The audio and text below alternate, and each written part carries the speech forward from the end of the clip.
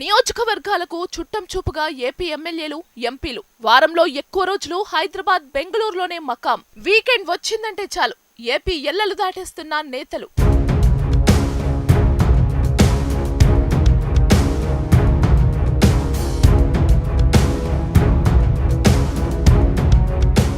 Car ready చెయ్యి, మనం బయలుదేరాలి. అప్పుడే ఇక్కడకు వచ్చి 2 రోజులైంది. అక్కడ ఫ్యామిలీ, పిల్లలు ఏమిబ్బంది పడుతున్నారో ఏమో. ఇది ఆంధ్రప్రదేశ్లోని ప్రజాప్రతినిధుల వరుస. అసలు విషయానికి వస్తే ఏపీకి చెందిన ప్రజాప్రతినిధుల మకాం ఎక్కువగా హైదరాబాద్, బెంగళూరులోనే సాగుతోంది.